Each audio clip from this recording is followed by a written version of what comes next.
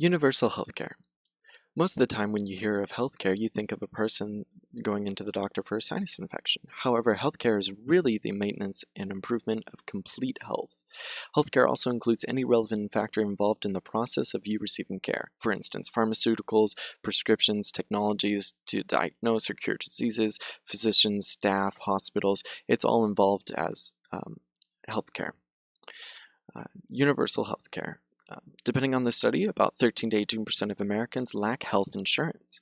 Universal healthcare seeks to provide healthcare and financial protection to all citizens. This includes high-risk groups like unemployed people, homeless people, people with cancer, everyone. This is what health insurance is for. Health insurance is financial protection against any undue harm caused by medical costs. The process can be described like this. Joe chooses a health insurance program tailored to his needs. Then he has to pay monthly fees called premiums to maintain his health insurance.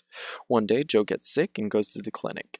At the clinic, he incurs medical fines, which his medical provider, health insurance provider, will help share, not causing too much harm to Joe himself.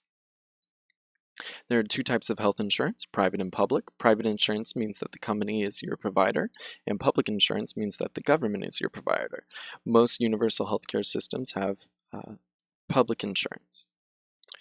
The United States is said to have a more market-based private insurance, but it's hard to say with so much government regulation. However, we do see some elements of a universal healthcare system, like the CHIP and Medicare programs for low-income individuals to get health insurance, as well as Medicaid for people over 65 to get health insurance.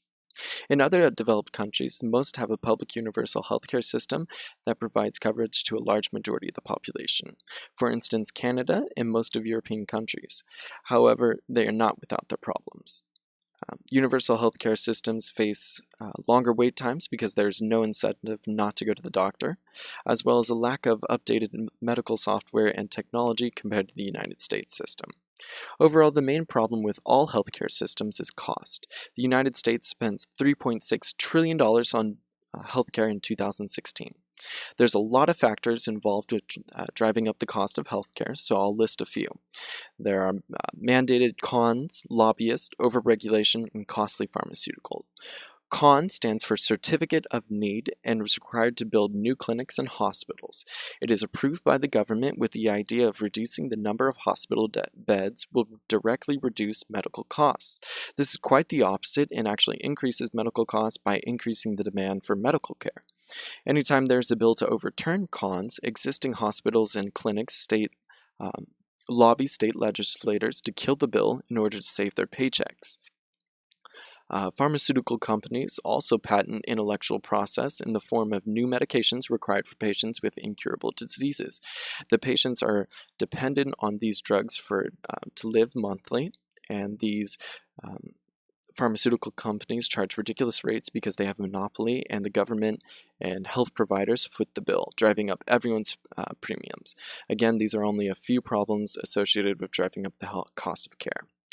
The general solution is to increase competition and deregulate laws to allow for more innovative ideas like reverse deductibles, prepaid insurances, getting rid of cons, pharmaceutical monopolies, and anything that decreases the cost of medical care by increasing competition is good. With a decrease of cost of medical care, it will be easier to move towards a universal healthcare system that ensures that 13 to 18% of health of Americans. Thank you.